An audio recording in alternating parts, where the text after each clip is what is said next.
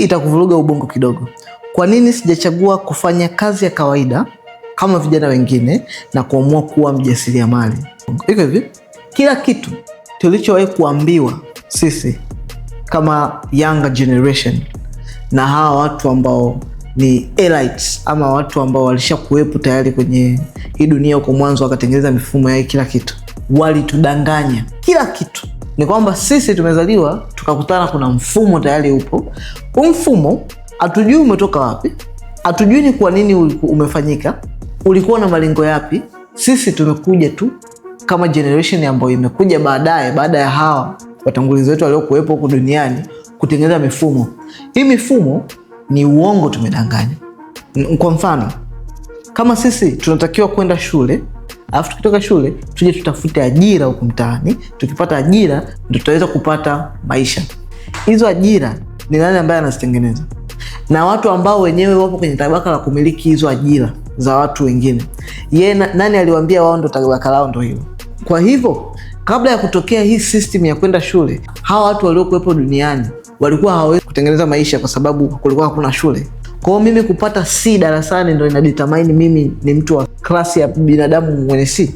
Kwa hiyo mtu ambaye hajaenda shule thamani yake ndio ni haipo, yeye ni sifuri. Ni kifeli alichosahisha lecturer anayelipwa $1.5 chuo kikuu. Huyu lecturer anayelipwa $1.5 ndio atadetermine mimi nitafeli kwenye maisha yangu yote. Hizi systems zilizowekwa ziliwekwa kwa malengo na makusudi maalum.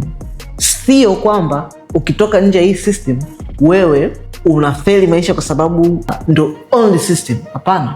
So mtu ukitaka kurun kampuni haimaanishi lazima wewe uende shule.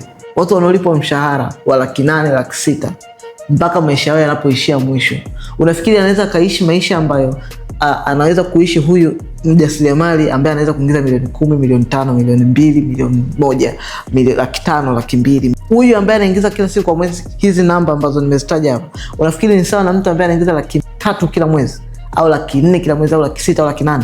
Hawa ni watu wawili tofauti, hata matokeo ya maisha yao yatakuwa ni mawili tofauti. Kwa mentality hii, ni nani aliyekuwa anamforce mwenzake aende shule ili aje amtumie? Hii ndo sababu mimi sikuchukua ajira ya kawaida. Sio kwamba napinga ajira ya kawaida, sipingi. Iko hivi, ukienda kwenye ajira kama unataka kufaidika na ajira kwamba maisha yako yakae sawa, tayari upo kwenye mguu ambao sio sahihi.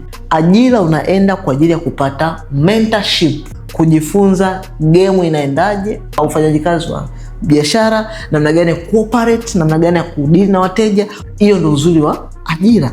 Lakini ukienda kama sehemu ya kuenda mimi hapa nimefika kwa ajili ya kunufaika na hiki kitu kinachoendelea, then you are already in a wrong foot. Ndio maana sasa mimi personally niliona like no, kwa hiki kitu ambacho nimeshakijua kwenye ajira na hiki kitu nilichokisoma chuo kikuu na experience niliyopata kwenye field na kitu ambacho nakiona kwenye jamii yangu na mimi ninachoweza kukiofa, I can do better than this. Kama upo kwenye position kama hii na ungependa kuanzisha kitu chako, comment neno start hapo chini. Nitakupa kozi maalum ambayo itakusaidia, itakuelekeza hatua kwa hatua uanzie wapi, uende wapi, upige hatua gani, ufanye nini ili kuweza kuanza kuwa mjasiriamali.